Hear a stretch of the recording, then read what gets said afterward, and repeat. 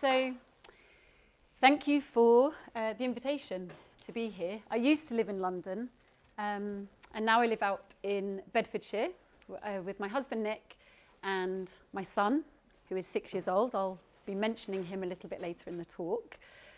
And when I came back to London this evening, I was like, oh my gosh, I've been out of London for about 7 years now. And London is just full of lots of weird and wonderful people. So it's wonderful to be together this evening with the wonderful people that you are. And thank you. I think these sessions are a great idea. And I love the fact that they are just called sessions. So what does that mean? That means that we are just here open to listen, to receive, to discuss, to think. The title, Forgiveness is Essential. I said yes to it. And then I kind of went, oh my gosh, this is a big topic, right? So I'm just going to ask you to think, what is the first word or thought that comes into your mind when you hear the word forgiveness? Just hold on to that perhaps as we go through. I think for adults, as we grow up, forgiveness can become harder than when we're kids.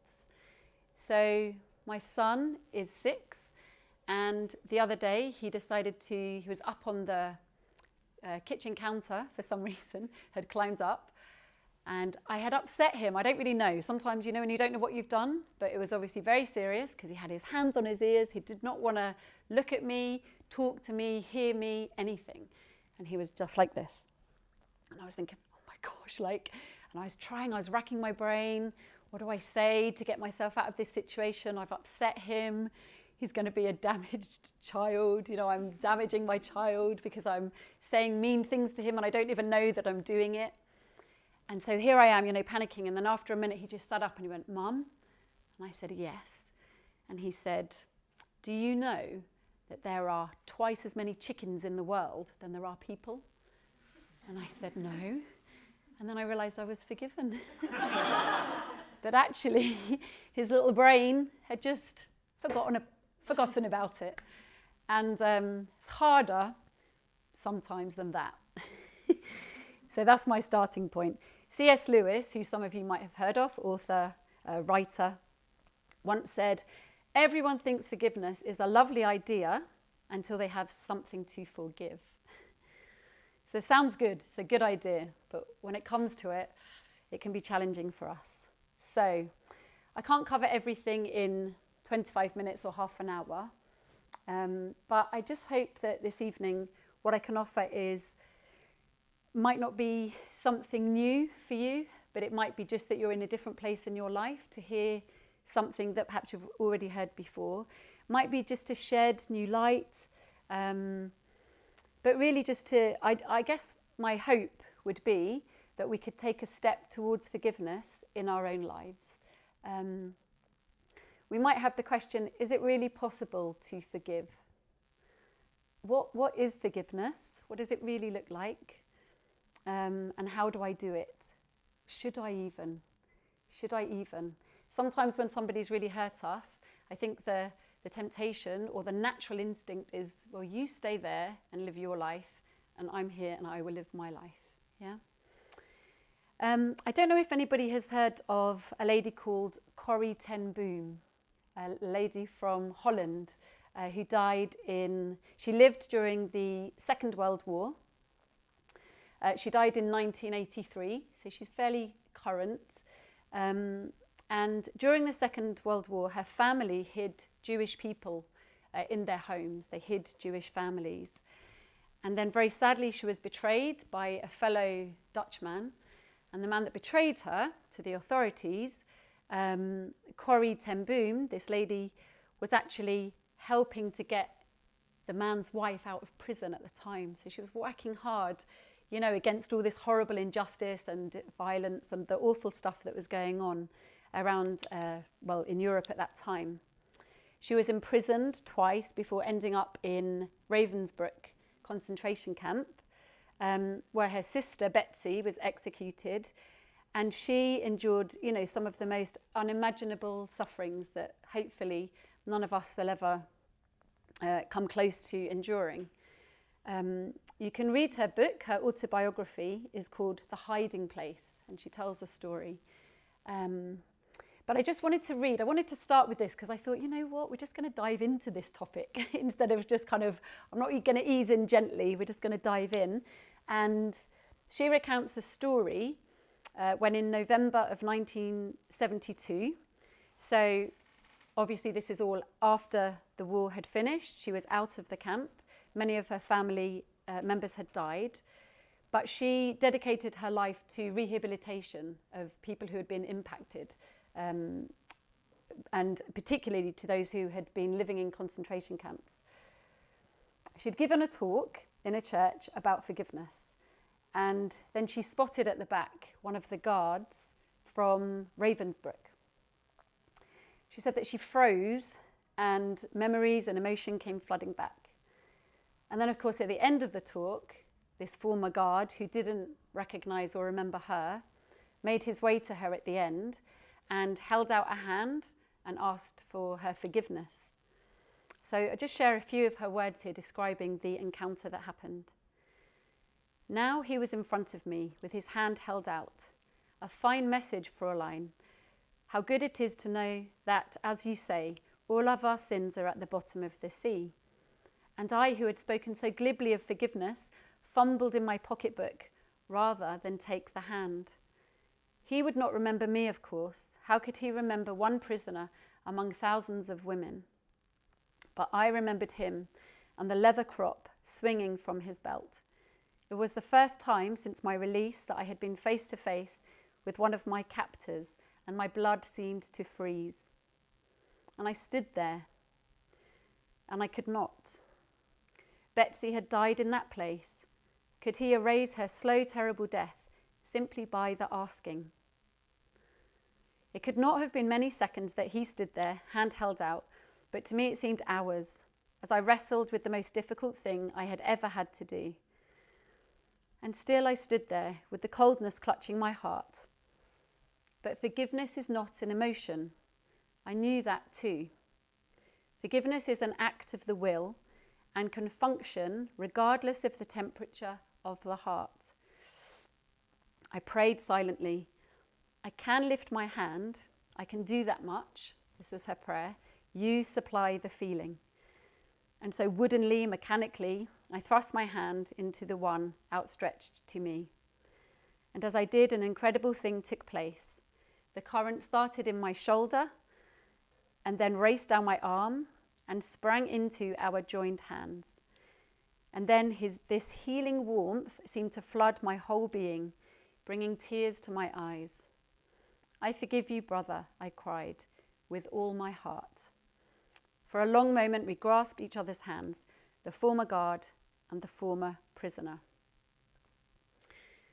Forgiveness may be very hard at times, but it is possible even in the most difficult of circumstances. For most of us here, perhaps our need to forgive will not come close to such extreme situations as just mentioned, but perhaps we can relate to some aspects of that story, to the experience of betrayal or loss, or being mistreated or humiliated. We might have experienced some kind of cruelty at the hands of others, and these things wound us. These things wound us. It's hard to talk about forgiveness because we're talking about our wounds. We can't talk about it unless we're aware of where we've been hurt. And naturally, we want to avoid that. So I do appreciate that as we're speaking of these things, I hope I can tread gently because I appreciate that these are matters of our hearts. But perhaps for some of us, maybe most of us here, I don't know, forgiveness is perhaps more on the everyday scale. So the struggles to live in peace with particular family members, or friends that are difficult or hard to live with, to stay friends with, even if we want to. The everyday hurts of feeling misunderstood or taken for granted. Sometimes it's words. It's not what somebody's done, but it's a word that stayed with us and we haven't been able to shake it off. And sometimes it's things that people haven't done that we needed them to do, we wanted them to do, and they couldn't or they didn't do it for us. So I'm going to think just for a moment now of what is forgiveness and what it isn't. So I went to the dictionary to look up what is forgiveness. And here's a few ideas from there. So to stop blaming or being angry with someone for something that person has done. Or to not punish them for something. To cease to feel resentment against an offender. To pardon, to give up resentment or claim to requital. So requital is something given in payment or in return. So this has happened to me, so I want this to happen to you. Or something bad has happened to me, so now something bad, we're trying to match, yeah? So forgiveness is something that we can both ask for and receive for ourselves, and it's something that we can give to another person. I read this and I liked this, that it's a moving through and a letting go of past hurt. It's not necessarily about getting over something. Oh, get over. I wish I could just get over that thing. Sometimes we can't just get over things, but we can move through them, yeah? And we can let go of things that we're holding on that are not good for us. So forgiveness is, in that quote from Corrie, and I agree with it, forgiveness is an act of the will. So very often it's about our feelings. We think if we still feel angry, if we still feel hurt, then we can't forgive. But we can choose to forgive.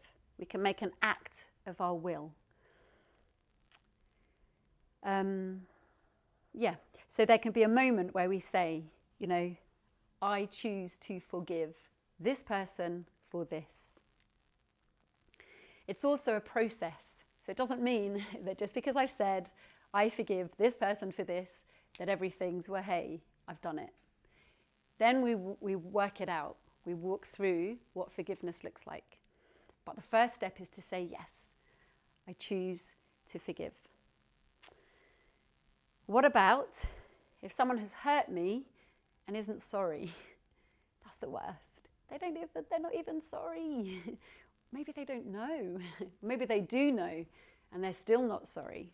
Maybe they don't see it from my perspective, So is that fair? No. Do you want them to acknowledge the hurt that they've caused you? Yes. But regardless of the response of the other person, you still have a choice. You can't change that person. You can't change what happened. You can't change that person. So who is the only person that you can change? The only person that we can change, the only person that I can change ultimately is myself. I would love to change a lot of people, but I can't do it. I try, I do try. The thing that changes us is love, and I'll come back to that again in a moment. So sometimes when something's happened to us, we ask, why? Why did this happen? Why did that have to happen? It's messed up my life. It's, caused me so many problems. Why did that have to happen in my life? And we might never know the answer to that question. But another question instead of that one, if we can learn to replace the why, is how will I respond now? How will I respond now? Because that's something that we can do something about, yeah? Forgiveness is not forgetting. It doesn't mean that, this expression, forgive and forget. I'm not convinced about that. Because sometimes we can't forget, and sometimes we shouldn't forget. But we can still forgive, even if we don't forget. Forgiveness is not the same thing as reconciliation. It's not always right, appropriate, helpful to reconcile. Sometimes we can't. Sometimes we're forgiving somebody who's passed away. Sometimes we're forgiving somebody who now, for good reasons, is no longer part of our lives. But we can still forgive. without the other person, you know, without reconciliation. Reconciliation may come later. So forgiveness is an act of the will. It's a step, but it's also a process. It's something that we can choose to do.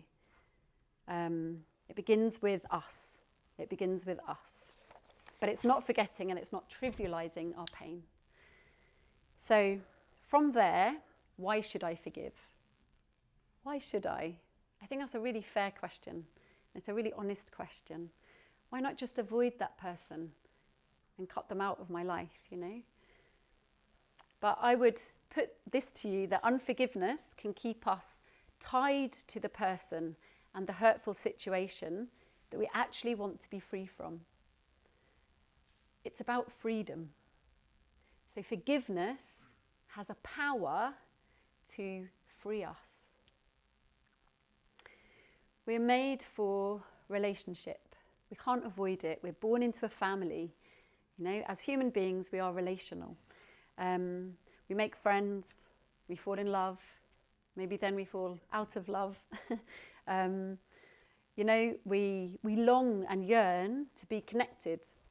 Intimacy. One of the worst things about COVID was isolation, right? Isolation. Oh, what do you mean I can't? It was weird. That's not very human, to be isolated from each other. So we want to get on well and live peacefully with others. We want to love and be loved, and that's innate within all of us. And I was thinking about coming to give this talk this evening, and although I used to give talks, I don't do it very often anymore. And I get nervous, you know, I was like, I feel nervous. And there are tips that people give you, and one of them, which I'm not doing, is you imagine the audience naked. But I'm not doing that. But another one, because it's a leveler, right? Hey, we're all just ordinary people with funny looking bodies, you know. But for me, what helps is to imagine just people that I know. And I'm blessed today because I have, you know, people who I would call friends here and people who I know, you know, I'm getting to know. And that puts me at ease, you know, because I feel like it's okay to be here, you know. I'm scared sometimes of otherwise. What are people going to think, you know? Because we matter, right? It matters to us. Relationships matter. We're connected. I need to move on. Right, I'm going to move on. But hey, we also hurt one another, yeah? So we're made for relationships. We're made for love. The way that people should treat you all the time is with love, is with respect, is with kindness. That is the way that you should be treated. So you should be upset if somebody is mistreating you. That's a healthy response, yeah? But sometimes people don't know they're hurting you. I've talked about my son a little bit. I had him when I was a bit older, and I'm like, oh my gosh, this is really hard. What am I doing? I only have one, so I haven't been able to practice on other kids first. You know, it's just like I've just got this one. And 6, I've realized 6 is an emotional age. You know, this little boy, I'm like, oh my gosh, it's emotional. And sometimes I say something and he's angry and he slams doors and I'm like, whoa, you're 6, what's happening? I'm meant to be slamming the doors here. And, but I'm trying, you know, I'm just trying to be a good mum. And he is the person, if there's anyone I don't want to hurt in the world, it's him, right? He's the person I just want to look after and love and cherish, but I already see it's happening and he's stressed out with me and I'm upsetting him and I don't want to, yeah? But we live in a broken world and I'm a kind of broken person. And that's a reality. That is a reality. So sometimes people hurt us unintentionally, but sometimes people hurt us intentionally, and that really hurts. That goes deep, yeah? So can we begin to just take a look at what perhaps is buried there? To ask the question, can I forgive this? So I just ask you, you know, whatever it is that's stirring in your heart, your mind, you know, don't be overwhelmed by it. Don't be overwhelmed by it. But ask yourself the question, just perhaps think of one thing, one person. You You know, could I? What would it look like if I could forgive? Do I even want to? We can only begin with the reality of where we're at. That has to be our starting point. Not what we think we should be doing, but the reality. Maybe for you at the moment, the door is closed, you know, and that's a self-protection. That's a very natural thing. But if we sit in a room with the door closed for too long, then we block out light and fresh air that we need. So forgiveness can offer us a path to freedom. Okay? Maybe we just feel stuck. Maybe we feel like, I've tried, I've thought about it, I'm just stuck in this situation. Maybe we wish to be free, but we don't know where to begin. And, you know, or we think we've forgiven, but then we hear that person's name or something happens and it, you know, when we know that it's triggering us, it's, you know. So my husband, I did ask him if I could share a little bit of his story. He had a particular wound from his childhood. He was, it was an abuse really by a teacher when he was younger, and he tried to talk to somebody at the time. He did talk to somebody, but unfortunately it wasn't dealt with well. And because he was young, it was kind of put back onto him to deal with. So it didn't get dealt with because he was too young. So he had reached out, you know, and it hadn't kind of been healed for him. So when we met, I mean, we're older, right? He lived with this for a long time. He would sometimes just have this weird behavior. He'd be angry with me. He'd say, you know, maybe I was being manipulative, or, you know, he'd be upset with me and I could not understand it. I'd almost think he was joking. I was like, are you serious? Like, what did I do? And then we talked about it and we realized it's still this thing. It's still this thing from your childhood that now is being transferred. If we don't heal it, if we don't look at it, we kind of pass it on. It will come out. And it might come out kind of sideways when we don't realize what it is, you know? So if we hold on to pain, it can begin to dictate our thoughts and our behavior. It can be destructive, you know? It can lead us to low self-esteem. Because if we haven't got it out, it's still in. So what I would say is that forgiveness is part of it. It might not be the whole picture, but forgiveness is part of getting this out, yeah? So I just want to say a few things about anger, because I'm, by nature, quite a kind of placid person, I would say, normally, until I got married and had a child. And then I realised, oh my gosh, I can shout, you know. I thought I was Miss Honey, and then I turned into Miss Trunchbull. I was like, oh, that's not very nice.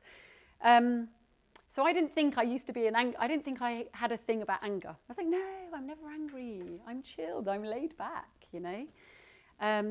But then I did a course, a counselling course, and to train to do it, I had to go in group therapy, and I was even a bit angry about that. I was like, oh, that's ridiculous. I'm not I have no issues, you know, why do I need therapy?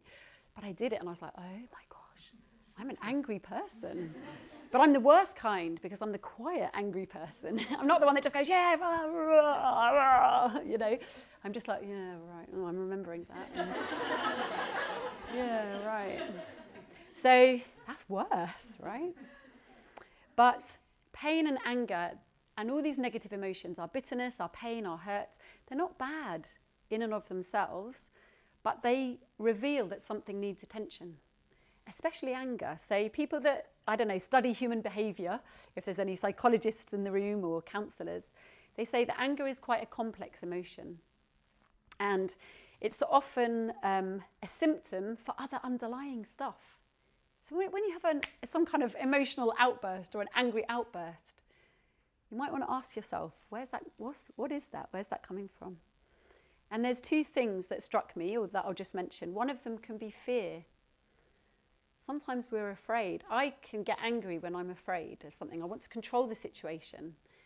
And again, sorry, I keep using the analogy of children, but if a child runs into the road, you know, and there's traffic, and the mother's like, stop, you know, and thank God the car stops, and she grabs the child, and you think she would just kiss the child and say, oh my God, you're still alive. But she says, why did you run out into the road? I've told you not to run out into the road. What? You know, and then she shouts at the driver, and then she bursts into tears and hugs her son eventually, you know, and the child's like, whoa. Oh, my mum is crazy. But under the anger, what's there? And the other thing, and this really struck me, I didn't really know this, I hadn't thought about this before. The other thing can be sorrow, sadness. Sometimes we're angry because we're sad. Something went wrong in you didn't love me and you should have loved me. You weren't there for me and you should have been there for me, and I am sad and I am in sorrow, okay? And, you know, we need to allow ourselves, and I don't know where we do this. This is another, well, I will quickly move on to that before we finish, but we need to allow ourselves that sorrow, you know. Sometimes we're so busy, right? We just move on to the next thing, move on, stuff it, and stuff it. But anger or pain that's not kind of dealt with within us will be transferred somewhere else.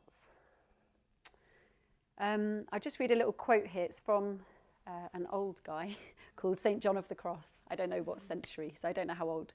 I'm going to say 3rd, 4th, something like that. 6th, don't know. He's got an image of a bird.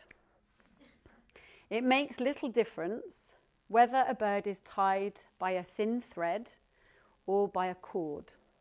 Even if it is tied by a thread, the bird will still be held bound. It will be impeded from flying as long as it does not break the thread. So we might think, I've dealt with it, you know, I've done most, it's fine. But if there's still that thread, even if it's thin, it's keeping us kind of in that place where we don't want to be. Yeah? So we could see forgiveness as a breaking of the thread, a letting go. Okay? Another image, if it's helpful, unforgiveness can be like a thorn. And I don't know why. I thought of a lion, just because I think lions are big, majestic, you know, running, king of the jungle, okay, powerful. But a thorn in the paw of a lion will mean that he can still run, but not so well, you know, not as he was meant to. A bird in a cage can still be a bird. It's still a bird, but it wasn't made to be in a cage. No, the bird was meant to be soaring and flying. And I think forgiveness, we can live without forgiving. We'll survive, we'll live, but will we live our fullest? You know, will we live as we want to live? And will we love as we want to love? Because I think it can impact us in the area of love. Okay. So I'm going to say the last thing, which is how to do it, the how, yeah? And one good quote that I like too. It has been said, I do not know who by, that unforgiveness is like drinking poison and waiting for the other person to die. Right?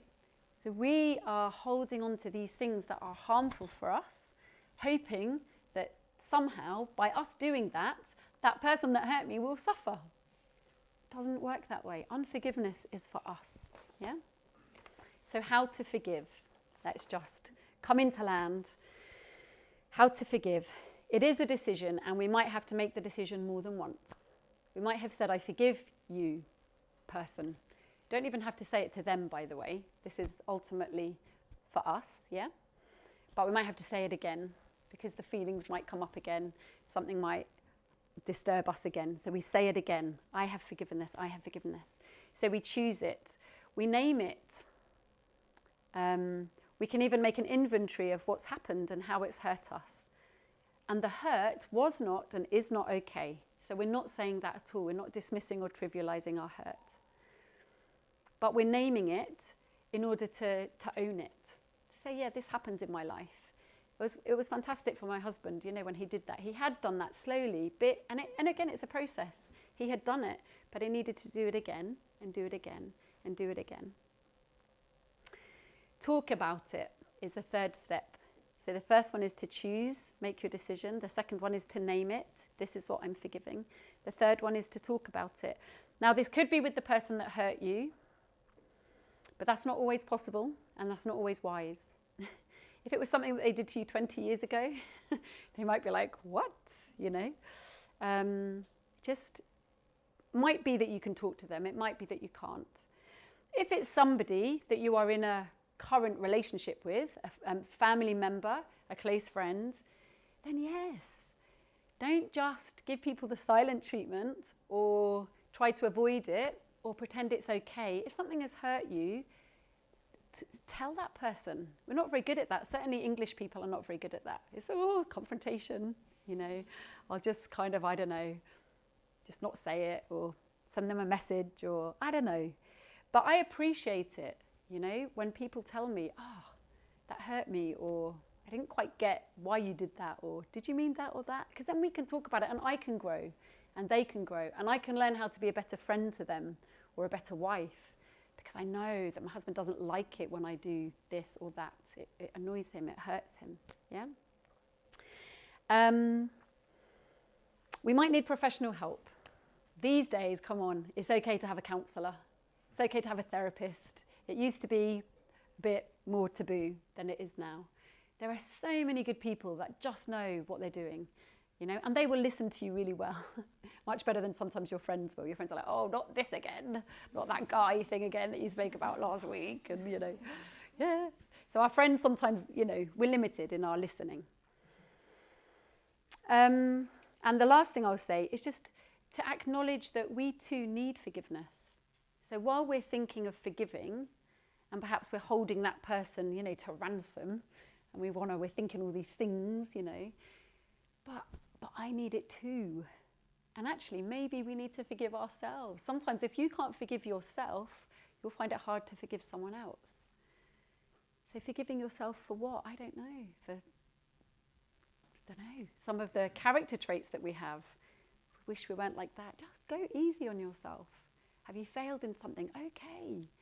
You know, have you let people down? Okay, name it. Forgive yourself. You know, say sorry. When was the last time you said sorry to someone? Okay, I'm going to close with a short reflection. So, an old Cherokee that I do not know was teaching his grandson about life. And he said, "A battle is raging inside of me. It's a terrible fight between two wolves. One wolf is full of fear and anger and regret and pride. He's angry, he's vicious, he's violent. But the other wolf in me represents peace and joy and forgiveness and humility and kindness." The man looked at the child and said to his grandson, "The same fight is going on inside you and inside every other person too." The boy thought about it for a while, and then he asked his grandfather, "Well, which wolf will win?" And the old man replied, "The one you feed." So if we want to take a step towards forgiveness, if we can see that maybe there could be freedom there for us, or the beginning of a healing process, then we need to seek it and we need to find it. And we need to actively let go of our anger, our bitterness.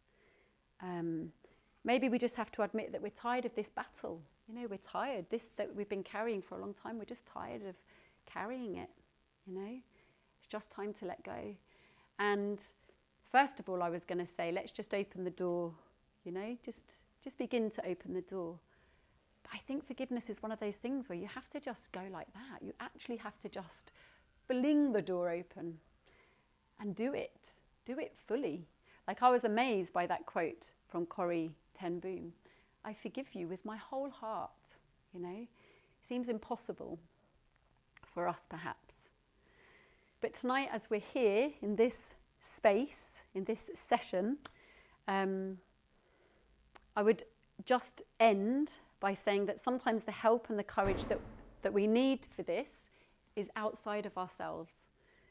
I don't know about you, but I'm very limited in my love, you know. I can love to a certain point, and then it's too hard. I can't do that bit. I can just do this bit, you know. So we face the reality that we're limited in our love. Corrie ten Boom, this lady, she was a committed Christian. She was a woman of faith. And she really put her faith into action. She wanted to be like Jesus. She wanted to imitate him. And we know, and I'll just close with these words, that whatever we think of Jesus, however we know him or don't, from the cross, he too was, humiliated, wounded, abandoned, It was horrible what happened to him. But his prayer, one of his last words were, Father, forgive them. They do not know what they do. He spoke words of forgiveness.